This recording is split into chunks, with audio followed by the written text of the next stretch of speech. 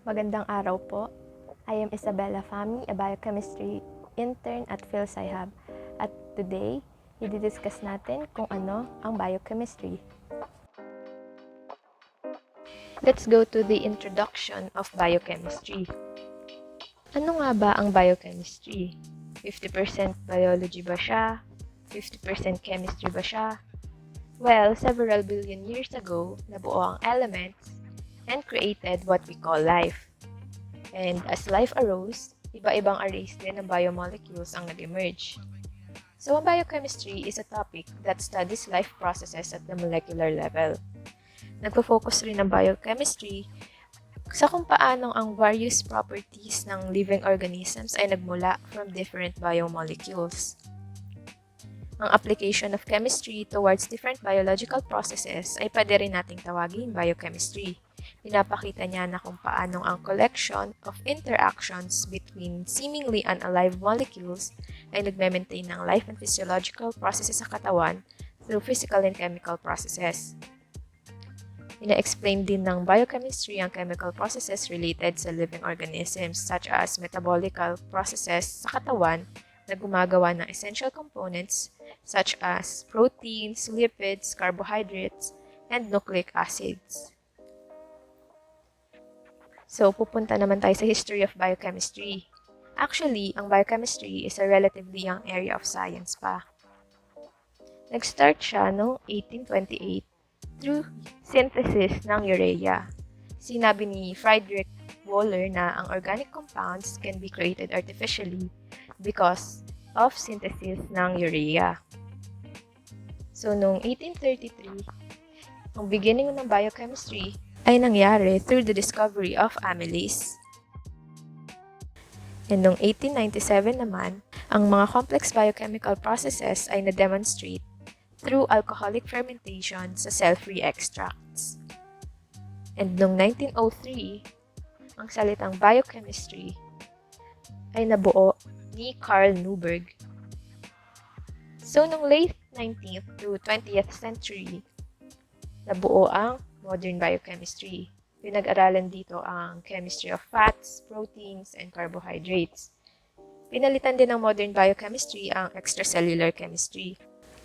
Yung development of new techniques such as chromatography, X-ray diffraction, dual polarization interferometry, NMR spectroscopy, radioisotopic labeling, electron microscopy, molecular dynamic simulations, ay nag-push sa biochemistry forward with the discovery at detailed analysis ng maraming molecules at ng iba-ibang metabolic pathways sa cell, such as glycolysis at ng Krebs cycle. Yung molecular biochemistry ay nag-evolve din and is currently evolving dahil sa introduction of PCR and gene therapy.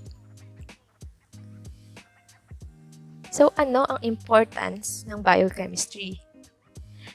Ang biochemistry ay isang game changer sa terms of making significant contribution sa pag-improve ng healthcare.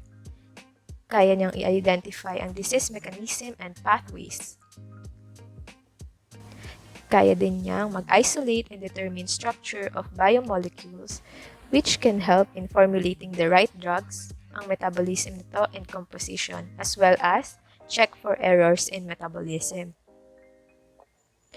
It can also monitor the body's nutrition and health via nutrient intake and food chemistry.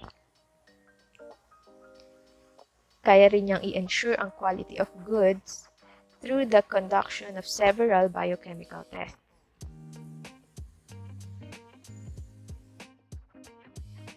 Ano pa ba ang ibang applications ng biochemistry? Maraming applications ang biochemistry sa mga multiple na mga fields. Sa chemical sciences, biological sciences, medical sciences, at marami pang iba. So sa chemical sciences, ang knowledge sa biochemistry is founded from chemistry topics. Nag-play din ng malaking role ang chemistry sa structure and chemical properties ng biomolecules such as protein folds, kung paano naaapektuhan ng enantiomers ng molecules ang pag-display ng isang gene. Sa biological sciences naman, chemistry is applied sa investigation ng biological processes at the cellular level. Biochemistry is also essential sa life sciences, such as pathways ng different biomolecules sa katawan. In terms of medical sciences, ang biochemistry ay tumutulong sa pag-understand ng biochemical changes sa katawan, and it can also be used as indicator for diseases through biochemical changes in the body na manifested by symptoms. Marami pang ibang applications ang biochemistry in the cosmetic industry, yung components nito, sa processes, sa forensics, sa treatments of neurological disorders, and also sa processes ng mga industry goods. And for reference, some of the topics in biochemistry include carbohydrates, lipids, proteins, amino acids, peptides, the central dogma, and the biochemical pathways of these biomolecules, such as glycolysis, Krebs cycle, and oxidative phosphorylation. And all these topics, we're gonna tackle more about them in the next videos to come.